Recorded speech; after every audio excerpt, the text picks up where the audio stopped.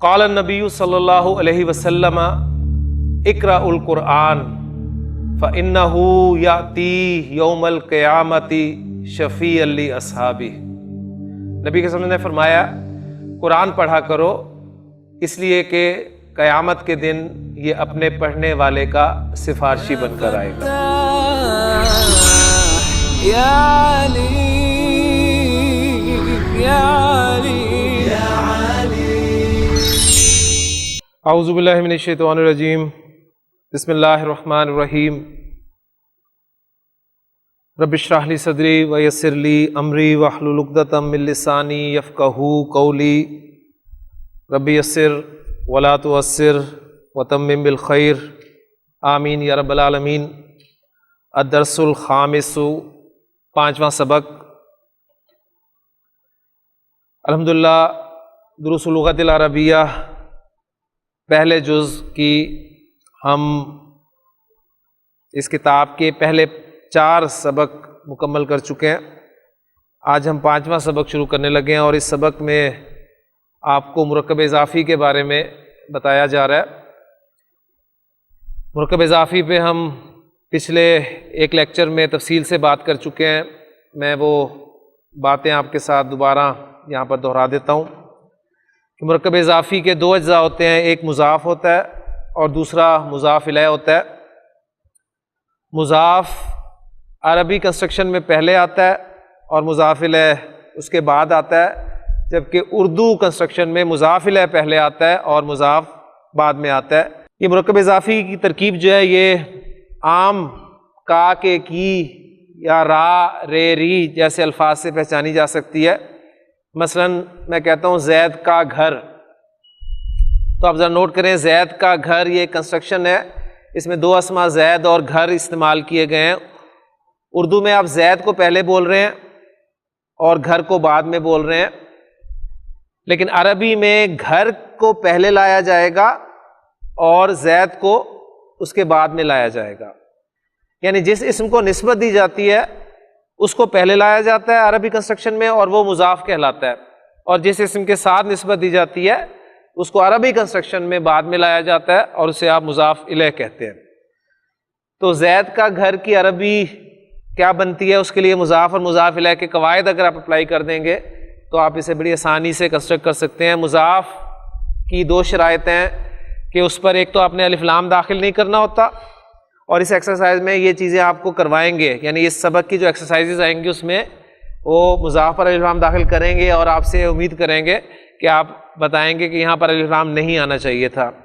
اسی طرح مضاف کا اعراب بھی ہلکا ہوتا ہے، اور اعراب ہلکا کسے کہتے ہیں ہم نے اپنے ابتدائی لیکچرز میں پڑھا تھا کہ اسماء کی وہ کیٹیگریز جن پہ تنوین آتی ہے، تنوین کا ہٹا دینا اعراب کا ہلکا کرنا کہلاتا ہے۔ یعنی کتابن لفظ ہے تو کتابن سے تنوین ہٹا دوں تو کتابو رہ جائے گا، یہ اعراب ہلکا ہو گیا۔ اسی طرح بیتن لفظ ہے، اس پہ تنوین آ رہی ہے، اس کی تنوین میں ہٹا دوں تو بیتو رہ جائے گا، یہ اعراب ہلکا ہو گیا۔ یعنی تنوین والے اسماء سے تنوین کا ہٹا دینا اعراب کا ہلکا ہونا یا کرنا کہلاتا ہے۔ اور مثنیٰ اور جمع سالم مذکر یہ 2 کیٹیگریز اور ہیں۔ مثنیٰ کون سے اسماء ہیں جن کے آخر میں آپ کو آنی اور عینی کی ساؤنڈز آتی ہیں، اور جمع سالم مذکر کون سے اسماء ہیں جن کے آخر میں آپ کو اونا اور اینا کی ساؤنڈز آتی ہیں۔ ان تمام ساؤنڈز میں آپ دیکھ رہے ہیں کہ آپ کو نون اینڈ پہ جو ہے وہ سنائی دے رہا ہے، وہ زبر کے ساتھ سنائی دے رہا ہے یا زیر کے ساتھ سنائی دے رہا ہے۔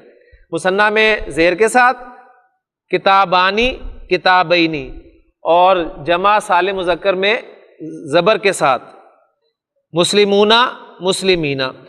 تو مثنیٰ اور جمع سالم مذکر سے نون کو ہٹا دیا جائے تو اسم کا اعراب ہلکا ہو جاتا ہے، یعنی کتابانی سے نون ہٹائیں تو کتابا رہ جائے گا، کتابینی اس سے نون ہٹائیں تو کتابئی رہ جائے گا۔ اسی طرح مسلمونا سے نون ہٹائیں تو مسلمو رہ جائے گا، اور مسلمینا سے نون ہٹائیں تو مسلمی رہ جائے گا۔ تو یہ اسم کا اعراب ہلکا ہو جاتا ہے۔ تو 2 شرائط مضاف پر اپلائی آپ کرتے ہیں، 2 قواعد اپلائی کرتے ہیں، الف لام داخل نہیں کرتے اور اس کا اعراب ہلکا کرتے ہیں۔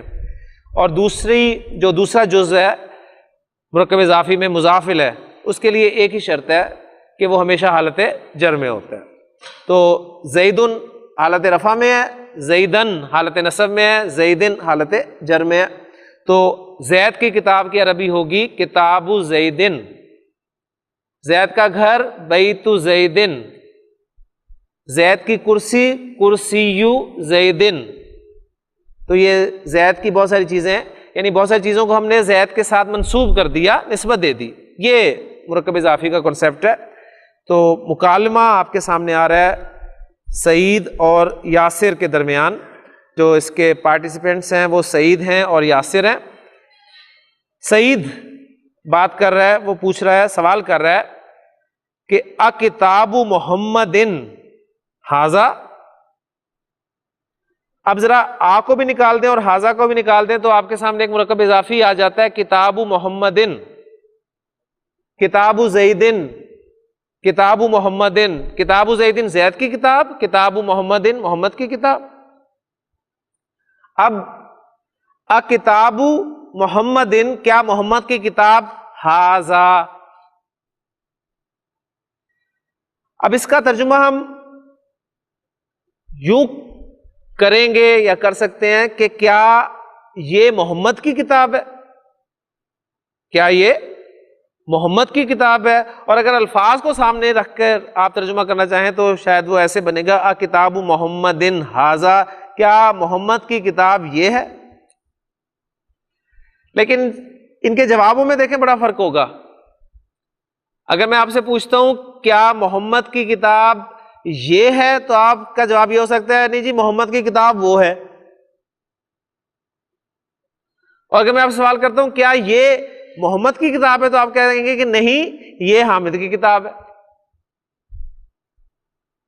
تو یہ ایک فرق آپ کے سامنے جو ہے وہ آنا چاہیے. لیکن بہرحال کتاب محمد ھذا اس کا ترجمہ یہی کیا جاتا ہے کیا یہ محمد کی کتاب ہے؟ یا یاسرو، اے یاسر. یا آپ کا حرف ندا ہے. تفصیل سے ہم پڑھ چکے ہیں کہ ہر زبان میں کسی کو بلانے کے لیے، پکارنے کے لیے، آواز دینے کے لیے کچھ حروف استعمال ہوتے ہیں، اور عربی زبان میں بھی کچھ حروف ہیں. ان حروف میں سب سے زیادہ استعمال ہونے والا حرف یا ہے. اور سب سے زیادہ اس لیے میں کہہ رہا ہوں کہ یا اللہ، ہم اللہ کو پکارنے کے لیے یا کا لفظ استعمال کرتے ہیں، یا اللہ. تو یا بلانے کے لیے، اور یا کی خاصیت یہ ہے کہ یا کے بعد کوئی اسم تنوین والا ہو، جیسے کہ یاسر ایک تنوین والا اسم ہے، اس لیے کہ آپ دیکھیں سعیدن کے نیچے یاسرن لکھا ہوا ہے، تو یاسرن تنوین کے ساتھ ہے، سعیدن تنوین کے ساتھ ہے. لیکن جب تنوین والے اسم کے ساتھ یا استعمال ہوتا ہے تو اسم کی تنوین ختم ہو جاتی ہے، اسم کی تنوین ختم ہو جاتی ہے. تو یاسرن یا یاسرو، تنوین والے اسم سے پہلے اگر آپ یا لگا دیں تو اسم کی تنوین ختم ہو جاتی ہے. سعیدن یا سعیدو، عابدن یا عابدو، حامدن یا حامدو. اب یہ تمام باتیں آپ کے ذہن میں الحمدللہ تازہ ہو گئی ہیں، تو اب آپ اسے پڑھیں گے اور بات انشاءاللہ بالکل کلیئر ہو جائے گی. سعید جو ہے بات کر رہا ہے، پوچھ رہا ہے کہ کتاب محمد ھذا، کیا یہ محمد کی کتاب ہے؟ یا یاسر، اے یاسر، اے یاسر. جب دو اجزاء کسی جملے کے معرفہ ہوں تو آپ کسی کو بھی مبتدا اور خبر بنا سکتے ہیں. یہ سوال ایک پیدا ہوتا ہے، کیا کسی کو بنایا جا سکتا ہے؟ نہیں، کسی کو نہیں بنایا جا سکتا. آپ جس کو مبتدا بنانا چاہتے ہیں اسے آپ آگے رکھیں گے، پہلے اسے مینشن کریں گے. یعنی آپ کا جو مبتدا ہوگا نا وہ پہلے لانا ہے آپ نے. یعنی کئی صورتیں ایسی ہوتی ہیں جیسے مبتدا کا مقدم کرنا واجب ہوتا ہے. یعنی جملہ اس میں کہ فیصل دو اجزاء ہیں، مبتدا اور خبر، ٹھیک ہے، مبتدا اور خبر دو اجزاء ہیں. کچھ صورتیں ایسی ہیں جن میں آپ نے مبتدا کو واجب اس کے لیے مقدم کرنا واجب ہے، اسے آپ نے پہلے رکھنا ہی رکھنا، مبتدا کو پہلے رکھنا ہی رکھنا، یہ لازمی صورتیں ہیں. تو یہ ایک صورت وہ ہے، ان صورتوں میں سے ایک ہے کہ اگر آپ کے دو معرفہ اسما ہوں تو ان میں سے آپ جس کو پہلے رکھیں گے آپ کا وہی مبتدا کنسیڈر کیا جائے گا، وہی مبتدا سمجھا جائے گا. تو واجب ہے جسے آپ مبتدا بنا کر لانا چاہتے ہیں اسے پہلے رکھیں. تو اس حساب سے اگر دیکھیں تو کتاب محمد یہ بھی معرف ہے، حاذا یہ بھی معرف ہے، دونوں معرف ہیں. تو اگر ہم اس بات کو سامنے رکھیں تو کتاب محمد مبتدا ہونا چاہیے، یعنی محمد کی کتاب حاذا یہ ہے. اور اگر ہم کہتے ہیں حاذا کتاب محمد تو پھر حاذا مبتدا ہے اور کتاب محمد اس کی خبر ہو گئی. تو یاسر جواب دے رہا ہے لا نہیں، حاذا کتاب حامد، حاذا کتاب حامد یہ حامد کی کتاب ہے. سعید پھر سوال کر رہا ہے، پہلے دیکھیں انہوں نے سعید پہ دونوں حرکتیں ڈال کے بتا دیا کہ سعید تنوین کے ساتھ لکھا جاتا ہے. اب انہوں نے سعید پہ کچھ بھی نہیں ڈالا کہ اب آپ کو پتہ چل گیا سعید کو سعیدن ہی پڑھنا ہے آپ نے. سعید پھر سوال کر رہا ہے جی اینا کتاب محمد، اینا کتاب محمد، محمد کی کتاب کہاں ہے؟ تو پہلے اس نے پوچھا تھا کیا، اب دیکھیں یہ بات اس طرح نشاندہی کر رہی ہے کہ کیا محمد کی کتاب یہ ہے، یعنی اس کا مطلب ہے کہ وہ محمد کی کتاب کے بارے میں جاننا چاہ رہا ہے کہ محمد کی کتاب کون سی ہے یا کہاں ہے. تو وہ پوچھ رہا ہے، کتاب اسے نظر آئی تو اس نے پوچھا کیا محمد کی کتاب یہ ہے؟ تو اس نے کہا کہ نہیں یہ تو حامد کی کتاب ہے. پھر دوسرا سوال اس کا بتا رہا ہے پھر اینا کتاب محمد، محمد کی کتاب کہاں ہے؟ یعنی اصل فوکس دیکھیں نا یہی ہو رہا ہے کہ محمد کی کتاب پر فوکس ہو رہا ہے کہ محمد کی کتاب کے بارے میں جاننے کی کوشش کی جا رہی ہے.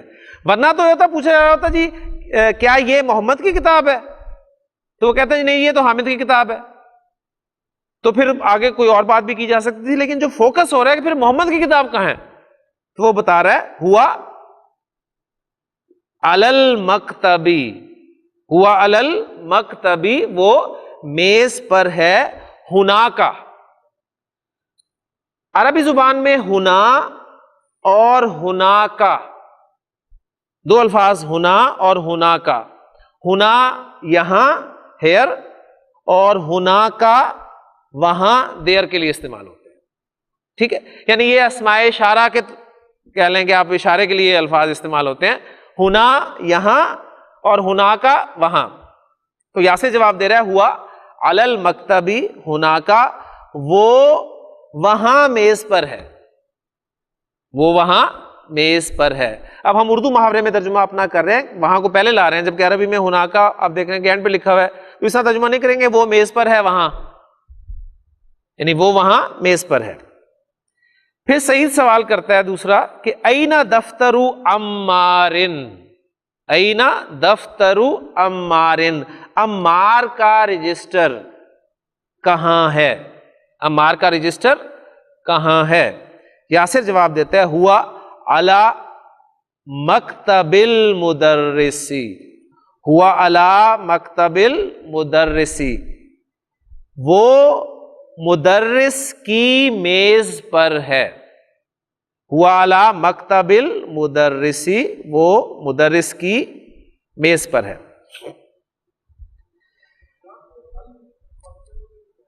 یہاں پر المکتب کیوں نہیں آیا جبکہ پیچھے ہوا علی المکتبی ہناکا میں مکتب پر الف لام داخل ہوا تھا؟ یہ ایک سوال پیدا ہوا ہے ہماری کلاس میں، تو اس کا جواب شاہ صاحب دیں گے. جی شاہ صاحب، یہاں پر مکتب جو ہے دوسری جگہ پہ ہوا علی مکتب المدرسی، یہاں پر مکتب کا لفظ جو ہے مضاف بن کر آ رہا ہے اور مضاف پر الف لام داخل نہیں ہوتا، جبکہ پچھلے جملے میں ہوا علی المکتبی وہاں پر وہ سمپل ایک اسم کے طور پہ آیا، مجرور بن کر آیا، تو الف لام آپ نے داخل کیا. تو میں جو اکثر آپ کو کہا کرتا ہوں کہ جی آپ جس طرح انگریزی میں دی لگاتے ہیں، ہر جگہ لگاتے ہیں، تو دی کا ایکولنٹ الف لام ہے، ال لگائیں آپ ہر جگہ، بس ایک تو معرفہ پہ نہ لگائیں اور دوسرا مضاف پہ نہ لگائیں. ٹھیک، معرفہ پہ نہ لگائیں اور مضاف پہ نہ لگائیں. تو یہ چونکہ مضاف ہے اس لیے یہاں پر آپ الف لام نہ لگائیں، باقی کوئی مجرور بن کے آ رہا ہے اسم حرف جر کی وجہ سے تو اس پہ لگائیں. تو یہاں سے جواب دیتا ہے جی ہوا علی مکتب المدرسی، وہ مدرس کی میز پر ہے. سعید پھر اگلا سوال کرتا ہے، یہ سوال بہت اہم ہے، قلم من ھذا، قلم من, من کے معنی کیا ہوتے ہیں؟ کون. من ایک اسم استفہام ہے, کون. قلم من, اردو میں ترجمہ یہ نہیں کریں گے جی کون کا قلم, کیا کریں گے؟ کس کا قلم. کس کا قلم؟ ہاذا, یہ. اب یہاں پر دیکھیں سمجھ میں آتی ہے کہ قلم من کیوں شروع میں لگا ہے. اس لیے لگا ہے کہ یہ استفہام والے الفاظ جو ہیں یہ شروع میں آنا چاہتے ہیں. تو یہاں پر ہمیں ترجمہ کر سکتے ہیں کہ ہاذا قلم من کے اعتبار والا, یعنی یہ کس کا قلم ہے؟ whose pen is this. قلم من ہاذا. اب یہاں پر من کو صحیح صاحب ہم کہیں گے کہ یہ حالت جر میں ہے. قلم من میں من حالت جر میں ہے, اور یہ قلم من مرکب اضافی ہے. قلم من ایک مرکب اضافی ہے, قلم مضاف ہے. کیسے مضاف پتہ چلا؟ الف لام بھی نہیں آ رہا اس پہ اور تنوین بھی نہیں آ رہی. تو آپ کو شک ہوا مرکب اضافی بن رہا ہے, کنفرم آپ نے کیا اگلا اسم حالت جر میں, اگلا اسم آپ کو حالت جر میں, اگر آپ نے زیر کو جر مانا ہے تو کبھی بھی آپ کو نظر نہیں آئے گا حالت جر میں. تو یہ من ایک مبنی اسم ہے, اور مبنی اسم جو ہے وہ تینوں اعرابی حالتوں میں ایک ہی رہتا ہے, من من من. تو من کی حالت جر یہاں پر استعمال ہوئی ہے. قلم من ہاذا, یہ کس کا قلم ہے؟ یا علی یو, یا علی یو, اے علی یہ کس کا قلم ہے؟ تو علی یون, علی جواب دیتا ہے ہاذا قلم المدرسی. ہاذا قلم المدرسی, یہ مدرس کا قلم ہے, یہ استاد کا قلم ہے. پھر سعید سوال کرتا ہے اینا حقیبۃ المدرسی. اینا حقیبۃ المدرسی, مدرس یا استاد کا بیگ, کاپی بیگ کہاں ہے؟ تو علی جواب دیتا ہے ہیا. اب ہیا کی ضمیر یا پروناؤن کیوں استعمال کیا گیا؟ کیونکہ حقیبہ کے بارے میں سوال کیا گیا نا, اور حقیبہ مؤنث ہے. تو علی جواب دیتا ہے ہیا وہ تحت المکتبی, وہ تحت المکتبی میز کے نیچے ہے. اور تصویر بھی بنی ہوئی ہے, آپ کو نظر آ رہا ہے کہ بیگ جو ہے وہ میز کے نیچے ہے. لیں جی, یہ سبق تھا آپ کا, بہت کچھ پڑھا دیا انہوں نے اس میں آپ کو. ہم نے بہت کچھ ریوائز کر لیا. جو کچھ ریوائز کیا ذرا اسے ذہن میں تازہ کریں. مرکب اضافی کے بارے میں نے پڑھا کہ مرکب اضافی کم از کم دو اسماء کے ملنے سے ایک مرکب بن رہا ہے, اور ایسا مرکب بن رہا ہے جس میں ایک اسم کو آپ دوسرے اسم کے ساتھ نسبت دے رہے ہیں.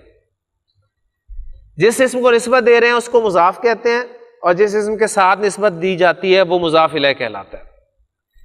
عربی کنسٹرکشن میں مضاف پہلے آتا ہے, مضاف الیہ بعد میں آتا ہے, جبکہ اردو میں مضاف الیہ پہلے آتا ہے, مضاف بعد میں آتا ہے. مضاف پر الف لام داخل نہیں ہوتا اور اعراب ہلکا ہوتا ہے, اور مضاف الیہ حالت جر میں ہوتا ہے. ایک مرکب اضافی آپ نے سیکھ لیا, اور دوسری بات آپ کے سامنے یہ آئی ہے کہ یا حرف ندا, اس کے بعد اگر کوئی اسم تنوین والا آ جائے تو اس کی تنوین ختم ہو جاتی ہے. تو دو پوائنٹس, موٹے پوائنٹس اس سبق میں یہ پڑھائے گئے ہیں. اب جو ایکسرسائزز ہیں آپ کے سامنے آ رہی ہیں ان میں یہ چیزیں پوچھی جائیں گی. کچھ پوچھی جائیں گی آپ سے سبق کے بارے حوالے سے, اور کچھ جو ہیں وہ آپ میرا خیال ہے ویسے بھی جواب دے سکتے ہیں. تو تمرین جو پہلی ہے اس میں آ رہا ہے جی عجب آنسر عن الاسئلۃ الآتیاتی, آنے والے سوالوں کا جواب دو, آنے والے سوالوں کے بارے میں جواب دو, یا answer the following questions, answer the following questions. پہلا سوال ہے جی حافظ صاحب, میں آپ سے پوچھ رہا ہوں پہلا سوال, اینا کتاب محمدن, اینا کتاب محمدن. جی حافظ صاحب, محمد کی کتاب کہاں ہے؟ جی جواب دیں, پورا جواب دیں. اینا کتاب محمدن, محمد کی کتاب کہاں ہے؟ کتاب محمدن کہنے کی ضرورت نہیں ہے, اب آپ اس کے لیے پروناؤن استعمال کریں گے ہوا. ہوا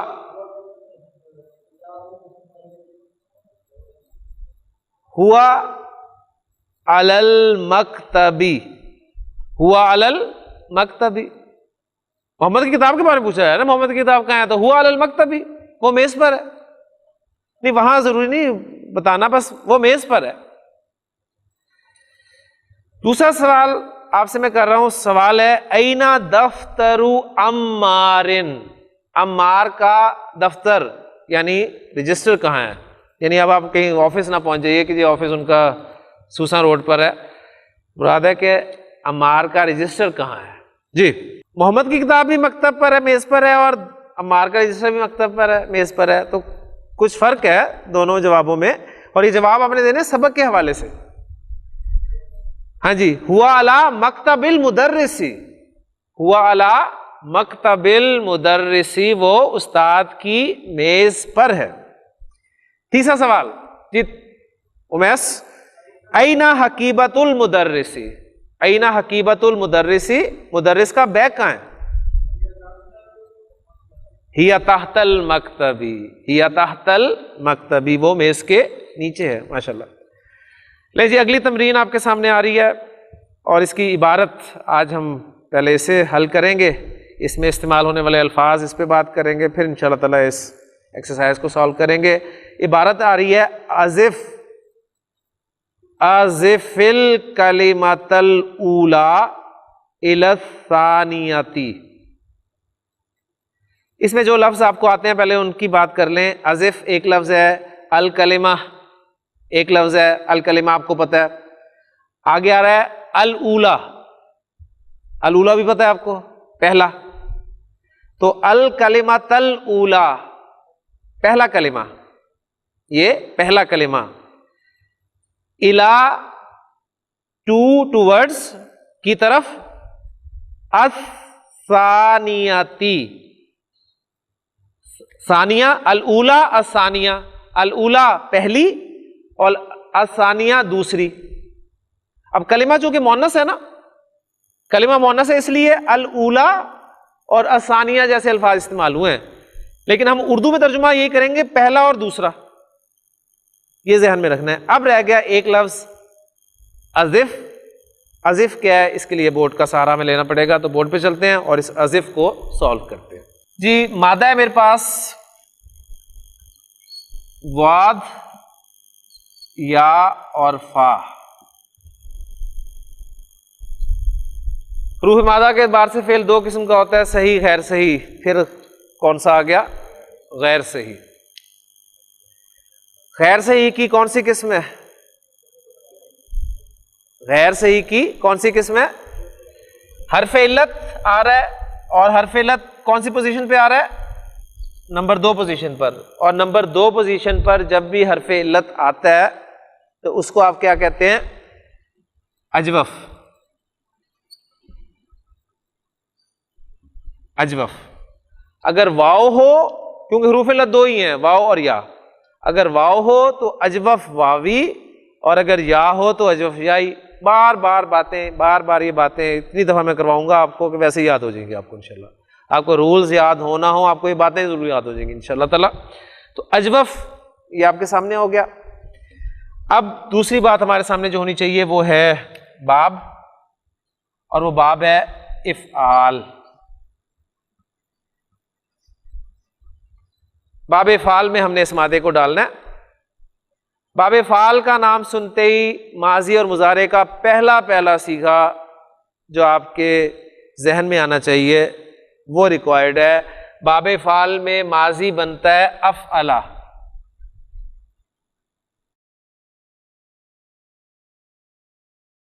افعلا ماضی، اور یفعلو مضارع.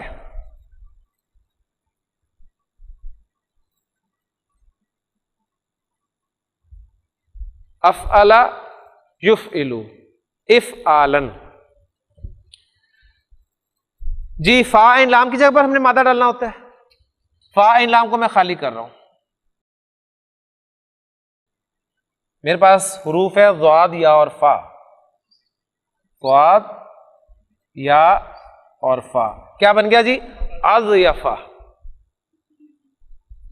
اور فا عین لام مضارع سے بھی خالی کروں تو یہ بن گیا یضیفو. تو اضیفا یضیفو. اجوف کے قاعدے باقاعدہ تو آپ کو یاد نہیں رہیں گے، لیکن انشاءاللہ تعالیٰ آپ کی زبان پہ وہ الفاظ بنے بنائے چڑھ جائیں گے. کیسے چڑھ جائیں گے؟ 2-3 چھوٹے چھوٹے قاعدے اگر آپ صرف ذہن میں رکھیں تو بڑے لمبے چوڑے قاعدے یاد کرنے کی ضرورت نہیں. اجوف میں حرف علت پر حرکت ہو پیچھے ساکن ہو. اجوف میں حرف علت پر حرکت ہو پیچھے ساکن ہو تو حرف علت اپنی حرکت پیچھے ساکن پر ٹرانسفر کر دیتا ہے. کیا کیا اس نے؟ ضاد کو یا نے زبر دے دی. ٹھیک، حرکت پیچھے ٹرانسفر کی، اور جو حرکت پیچھے ٹرانسفر کی اس کے دوست حرف میں تبدیل بھی ہو گیا. اس کے دوست حرف میں، اس کے موافق حرف میں تبدیل ہو گیا. زبر کا دوست حرف کون ہے؟ الف. تو یا نے زبر پیچھے دی اور الف میں چینج ہو گیا. کیا بن گیا؟ اضافہ. اب دیکھیں نا، اضافہ ایزیلی پروناؤنس ہو رہا ہے آپ کی زبان سے. اضیافہ فلو ڈسٹرب ہو رہا ہے. اضافہ. یہاں پر بھی دیکھیں حرف علت پہ حرکت ہے، پیچھے ساکن ہے تو وہی کام ہوگا. یہ حرکت پیچھے ضاد کو دے گا. کیا دیا اب اس نے؟ زیر دی پیچھے. اور زیر کا دوست یا موافق حرف کون ہے؟ یا میں چینج ہو گیا. یضیف. اضافہ یضیف. اضافہ یضیف. اضافتن اضافت کرنا. اضافت کسی اسم کو دوسرے اسم کے ساتھ نسبت دینا، یہی مرکب اضافی. اب ہم نے اس سے فعل امر بنانا ہے. کیا بنانا ہے؟ فعل امر بنانا ہے. تو فعل امر کس سے بنتا ہے جی؟ ماضی سے، مضارع سے؟ مضارع سے. یہ ہماری گفتگو میں نہیں آئے گا، یہ آئے گا. یعنی صیغہ کون سا ہے؟ پہلا صیغہ تضیف. تضیف. باب افعال سے جب بھی آپ نے فعل امر بنانا ہے، میں نے آپ کو ایک قاعدہ بتایا تھا، باب افعال سے آپ نے جب بھی فعل امر بنانا ہے تو آپ نے وہ جو حمزہ ایک زائد آپ لے کر آئے ہیں نا، یعنی مزید فی ابواب ہم انہیں کیوں کہتے ہیں؟ مزید فی ابواب اس لیے کہتے ہیں نا کہ ماضی کا جو پہلا صیغہ ہے اس میں مادے کے حروف، جو مادے کے 3 بنیادی حروف ہیں 99.99% افعال میں، ان 3 حروف کے علاوہ کچھ زائد حروف بھی ہوتے ہیں. سامنے لکھا ہوا ہے ضاد یا فا، وہ مادے کے حروف ہو گئے، اور پہلا صیغہ ہے یہ، تو آپ دیکھیں ایک حمزہ آپ کو زائد مل رہا ہے. تو بہرحال اب یہ زائد حرف ہے. آپ دیکھیں زائد حرف جب ماضی میں آپ نے استعمال کیا تو مضارع میں بھی آنا چاہیے، اصول تو یہ ہے نا. تو یہاں پر مضارع میں آپ کو نظر نہیں آ رہا. اس کو عرب نے اس پروننسیشن، یعنی وہ جو فلوئنسی ہے اس کو برقرار رکھنے کے لیے اسے ڈراپ کر دیا. حالانکہ وہ حمزہ اصل حمزہ تھا، یعنی حمزہ الوصل تو چلے نکالنے کو سمجھ میں آتی ہے بات کہ وہ تو پڑھا ہی نہیں جانا، اسے نکال دیا. لیکن یہ تو اصل ہے، اس نے تو پڑھا جانا تھا. اسے کیوں نکال دیا؟ اسے بھی نکال دیا اس لیے کہ فلو ڈسٹرب ہو رہا تھا. لیکن باب افعال سے جب بھی آپ نے فعل امر بنانا ہے نا تو اس حمزہ کو شو کر کے بنانا ہے، اس حمزہ کو شو کر کے بنانا ہے. اور وہ حمزہ کہاں آئے گا؟ علامت مضارع کے بعد آئے گا. تو علامت مضارع کے بعد یہاں پر میں اس حمزے کو شو کر رہا ہوں، یہاں پر شو کر رہا ہوں. اب دیکھیں نا، آپ خود کہیں گے کہ پروننسیشن آپ کی مشکل ہوگی. تو اضیف، اضافہ یو اضیف. اب فلو آپ کا خراب ہو گیا، تو اس حمزہ کو نکال دیا اضافہ یضیف. لیکن فعل امر بنانے کے لیے ہمیں اس حمزہ کو واپس لانا پڑے گا. اب اس پر ہم اپلائی کرتے ہیں فعل امر کے رولز. پہلا قاعدہ کیا ہے؟ مضارع کو اخف کرنا ہے. اخف کرنے میں پہلا جو صیغہ آتا ہے آپ کے پاس، وہ اخف کیسے ہوتا ہے؟ لام کلمہ ساکن کر دیا جاتا ہے. فا لام کلمہ ہے، اس کو ساکن کیا، پھر پرابلم ہوگی 2 ساکن اکٹھے ہو گئے، یا بھی ساکن فا بھی ساکن، اور 2 ساکن اکٹھے نہیں رہ سکتے. 2 ساکن اکٹھے نہیں رہ سکتے. ایک ساکن کو لازماً ڈراپ کرنا پڑتا ہے. اور زور کس پہ چلتا ہے؟ اس میں ہم تفصیل سے بات کر چکے ہیں، کمزور پر. اور یا اور واو کمزور حروف ہیں، تو اس یا کو یہاں سے ڈراپ کر دیا جاتا ہے. یہ آپ کے سامنے شکل آ گئی. اچھا اب دوسرا سٹیپ علامت مضارع ہٹائیں. علامت مضارع ہٹائی, پڑھا جائے تو آپ کا فعل امر تیار ہے. پڑھا جا رہا ہے ازف, ازف ایزیلی پڑھا جا رہا ہے, ٹھیک ہے. اور یہی آپ کی بک میں پہلا لفظ ہے ازف, اضافت کر, ٹھیک ہے, نسبت دے, تو نسبت دے, تو مضاف بنا, یعنی یہ اس معنی میں آپ کا پہلا فعل امر جو ہے یہاں پر بن گیا. یہ اب دیکھیں عجب بھی ہم نے کیا تھا اسی پیٹرن پہ, اجابا یجیبو سے عجب, اسی پیٹرن پہ دیکھیں ازف. اسی طرح اشارہ یشیرو سے بن جائے گا اشر. تو ایک ہی وزن آپ کے سامنے آ جائے گا, ایک دو کر لیں گے تو انشاءاللہ تعالیٰ آپ کی زبان پہ چڑھ جائیں گے, اور جب زبان پہ چڑھ جائیں گے تو قاعدے آپ کے پیچھے چلے جائیں گے اور آپ بس فلو میں بولا کریں گے, اور کیا ہوتا ہے وہ پیچھے ٹرانسفر ہوتی ہے, وہ اس میں چینج ہو جاتا ہے, یہ ہوتا ہے وہ ہوتا ہے, سب کچھ سائڈ ہو جائے گا, کچھ چیزیں آپ کے سامنے آ جائیں گی. تو الحمدللہ یہ ہم میرا خیال ہے کوئی 6واں فعل امر کیا ہم نے, تو اب تک فعل امر جو ہے آپ کا پکا ہو جانا چاہیے. تو اب آئے سبق کی طرف. پہلا لفظ ہے جی ازف الکلمۃ الاولی, اور پھر فا ساکن ہے نا, تو اس فا کو ساکن کو اگلے ساکن سے ملانے کے لیے قاعدہ کیا ہے, دو ساکن ہو تو پہلے ساکن کو زیر دے کر آگے ملایا جاتا ہے. تو ازف الکلمۃ الاولی, پہلے کلمہ کو نسبت دیں یا اس کی اضافت کریں کس کی طرف, الی الثانیتی, دوسری کی طرف. اس کا مطلب ہے کہ دو کلمات انہوں نے دیے ہیں آپ کو, اور پہلا کلمہ جو ہے اس کو انہوں نے کہا ہے کہ مضاف بنانا ہے اور دوسرے کو مضاف الیہ بنانا ہے سمپلی. اور مضاف کیسے بنایا جاتا ہے, اسم پر الف لام داخل نہیں کرتے آپ, اس کا اعراب ہلکا کرتے ہیں, اور اعراب ہلکا کرنے سے کیا مراد ہے, جن اسماء پہ تنوین آتی ہے ان کی تنوین ہٹا دیتے ہیں, اور مثنی اور جمع سالم مذکر کا نون ہٹا دیتے ہیں, اور مضاف الیہ کسی اسم کو بنانا ہو تو اسے حالت جر میں لے جاتے ہیں. تو دو اسماء آپ کو دیے ہوئے ہیں, دیکھیں ایگزامپل پہلی, کتابن اور محمدن, یہ دو اسماء ہیں. پہلے اسم یعنی کتاب کو محمد کی طرف آپ نے اس کی اضافت کرنی ہے, تو کتاب کو مضاف بنانا ہے, محمد کو مضاف الیہ بنانا ہے. کتاب کو مضاف بنائیں تو یہ بن گیا کتابو, اور محمد کو مضاف الیہ بنائیں تو یہ بن گیا محمدن. آگے آپ کا سالو ہوا ہے کتاب محمدن. دوسری ایگزامپل, پہلا اسم ہے مکتبن اور دوسرا اسم ہے المدرسو, مکتبن اور المدرسو. اب پہلا اسم مکتب کو المدرس کی طرف آپ نے مضاف کرنا ہے, اضافت قائم کرنی ہے, تو کیا بن جائے گا, مکتب المدرسی, مکتب المدرسی. تو یہ دو سالوڈ ایگزامپلس تھیں. اب ایک ایک کر کے آپ جو ہے وہ اسے سالو کریں گے. جی پہلی ایگزامپل حبیب صاحب پہلے ہی آپ کے سامنے آ گیا, قلمن پہلا اسم ہے اور دوسرا اسم ہے حامدن. قلم کو مضاف بنائیں قلم, اور حامد کو مضاف الیہ بنائیں حامدن. تو کیا کنسٹرکشن بن گئی, قلم حامدن. ماشاءاللہ. جی نیکسٹ کنسٹرکشن آپ کے سامنے آ رہی ہے, اوپر سے نیچے چلیں یا اوپر سے نیچے چلتے ہیں, ذرا ایزی ہو جائے گا.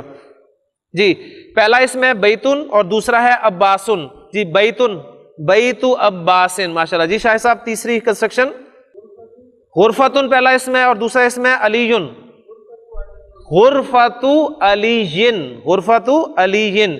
جی گلزار صاحب پہلا اسم ہے دفترن اور دوسرا اسم ہے سعیدن, دفتر سعیدن. جی صحیح صاحب پہلا اسم ہے مندیلن اور دوسرا اسم ہے یاسرن, مندیل یاسرن.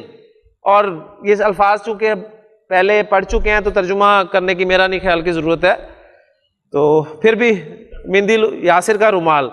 جی پہلا اسم ہے قمیصن, دوسرا ہے عمارن, تو مرکب اضافی کیا بن گیا, قمیص عمارن.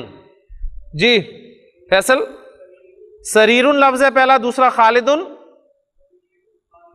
سریر خالدن. ماشاءاللہ. اب یہ دوسری لسٹ ہے آپ کے پاس اسماء کی, اس میں پہلا اسم ہے حسیب صاحب مفتاحن, مفتاحن کے معنی چابی, اور دوسرا اسم ہے البیتو. جی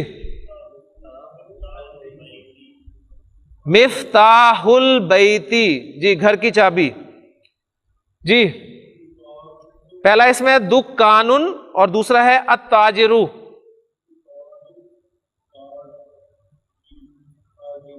تاجر. جی دکان التاجر, تاجری، تاجر کی دکان. جی اس کے بعد پھر حافظ صاحب شروع کریں. جی پہلا اس میں بیتن اور دوسرا ہے المہندسو. جی المہندس کسے کہتے ہیں؟ انجینئر. جی بیتن المہندسو کیا بنے گی کنسٹرکشن؟ بیت المہندی، بیت المہندسی، بیت المہندسی. جی پہلا اس میں اسمن اور دوسرا ہے الولدو، اسم الولدی، اسم الولدی. جی امیس کتابن اور دوسرا اسم اللہ تو کتاب اللہ. جی پہلا اس میں بنتن اور دوسرا ہے الطبیبو، بنت الطبیبی، بنت الطبیبی. اب دیکھیں سارے شمسی قمری سارے آپ پڑھیں گے انشاءاللہ تعالی، وہ جو پڑھے ہوئے ہیں وہ سارے اب کام آ رہے ہیں. جی آخری اس میں آخری جو پیئر ہے وہ ہے پہلا اس مفتاحن اور دوسرا ہے السیارتو، تو کیا بنے گا؟ مفتاح السیارتی، مفتاح السیارتی. جی اس کے بعد اگلی ہماری ایکسرسائز تمرین، اقرا پڑھ، وکتب اور لکھ، مع ضبط اواخر الکلماتی. بہت دفعہ پڑھ چکے ہیں اس عبارت کو، آخر سے ترجمہ کرنا شروع کر دیں کہ کلمات کے آخری حصے کو حرکات، صحیح حرکات لگاتے ہوئے، لگانے کے ساتھ پڑھیں اور لکھیں. جی اب انہوں نے مرکب اضافی آپ کو بغیر حرکات کے دیا ہے، اب آپ نے صحیح پڑھنا ہے. جی حبیب صاحب پہلا پڑھیں کنسٹرکشن. باب المدرستی، ماشاءاللہ. دوسرا سیارۃ المدیری، سیارۃ المدیری. یہ ابھی سے آپ الفاظ کی پروننسیشن جو ہے صحیح کر لیں، کیونکہ جو آپ آگے جائیں گے یہ بالکل ختم ہوتی جائیں گی حرکات، ووکیبلری بڑھتی جائے گی، پھر آپ کے لیے بک مشکل ہو جائے گی. اس لیے ابھی سے ساتھ ساتھ جو ووکیبلری آپ کے پاس آتی جا رہی ہے اسے ذہن نشین کر لیں. جی سیارۃ المدیری، بیت اللہ. جی گلزار صاحب نیکسٹ. جی ماشاءاللہ. علی مکتب المدیری، علی مکتب المدیری، مدیر کی میز پر. جی سعید. حمار الرجلی، حمار الرجلی آدمی کا گدھا. جی جی مندیل عمار، ماشاءاللہ عمار کا رومال. جی فیصل. فی کتاب اللہ، قال اللہ تعالی فی کتابی ہی. ٹھیک ہے نا، اللہ تعالیٰ نے اپنی کتاب میں ارشاد فرمایا. جی فی کتاب اللہ. نیکسٹ حسیب صاحب. حسیب صاحب، یہ حسیب اور حبیب ملتے جلتے ہیں ذرا. جی حسیب صاحب. بیت حامدن. جی نیکسٹ. اسم الطالبی، ماشاءاللہ اسم الطالبی. اور آخری کنسٹرکشن توصیف پڑھیں گے. من بیت المدرسی. اب یہ من ہے، نون ساکن ہے، آگے با آ رہا ہے تو میم کی صورت میں پڑھا جائے گا. مم بیت المدرسی. جی اگلی یعنی ایکسرسائز یہی ہے، لیکن اس میں جو اقرا کے ساتھ آپ کے سامنے 20 جملے آ رہے ہیں. یہ 20 جملے انشاءاللہ تعالی ہم اگلے سبق میں پڑھیں گے، اس لیے کہ ہماری کلاس کا وقت ختم ہو گیا ہے، اذان کا ٹائم شروع ہو چکا ہے. نیکسٹ لیسن میں، نیکسٹ لیکچر میں انشاءاللہ تعالی یہ تمام جملے پڑھیں گے. سبحانک اللہم و بحمدک، اشہد ان لا الہ الا انت، استغفرک و اتوب الیک. قال النبی صلی اللہ علیہ وسلم اقرأ القرآن فإنه یأتی یوم القیامۃ شفیعا لاصحابہ. نبی کے وسلم نے فرمایا قرآن پڑھا کرو، اس لیے کہ قیامت کے دن یہ اپنے پڑھنے والے کا سفارشی بن کر آئے گا. یا علی یا